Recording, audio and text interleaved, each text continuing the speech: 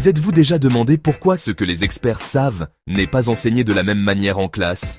Cette transformation a un nom, la transposition didactique. C'est ainsi que le savoir brut, académique, est transformé en contenu scolaire enseignable et apprenable.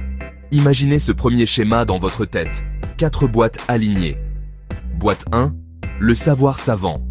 Flèche vers la boîte 2, le savoir à enseigner. Ce que le programme scolaire décide. Flèche vers la boîte 3, le savoir enseigné, la façon dont je le présente. Flèche vers la boîte 4, le savoir appris, ce que les élèves retiennent réellement. Ce cheminement, c'est la transposition. Un exemple rapide, les fractions. En recherche, les fractions sont liées à la théorie de la mesure. En recherche, au rapport. En recherche, au système de nombres. Le programme scolaire simplifie cela pour comparer. Le programme simplifie pour additionner. Le programme simplifie pour représenter sur une droite numérique. J'enseigne avec des modèles. J'enseigne avec des tâches. Les élèves finissent par utiliser des raccourcis mentaux, comme trouver des dénominateurs communs. La même idée, transformée étape par étape. Il y a 2 grandes étapes.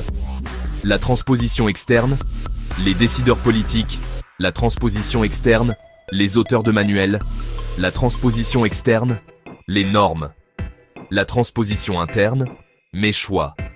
La transposition interne, mes exemples, mon rythme. Deuxième schéma, 2 couches. Couche supérieure, université. Couche supérieure, ministère, normes. Couche supérieure, manuel scolaire.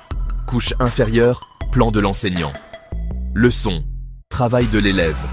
Une flèche verticale relie les couches. C'est le pont entre la politique et la pratique. Fondateur et nom clé. Michel Véret a inventé l'idée dans les années 1970. Yves Chevalard l'a formalisée dans les années 1980. Influence connexe. Guy Brousseau et le contrat didactique. Pourquoi c'est important?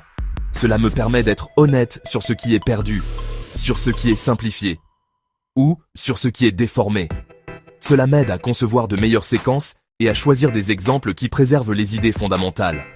Dernier schéma, une boucle, programme scolaire, enseignement, apprentissage, rétroaction, retour au programme scolaire. J'ajuste constamment le processus pour que le savoir appris corresponde plus étroitement à l'idée originale. Alors, quand le contenu de la classe semble différent du discours des experts, ce n'est pas un défaut, c'est la transposition didactique, intentionnelle, bien faite.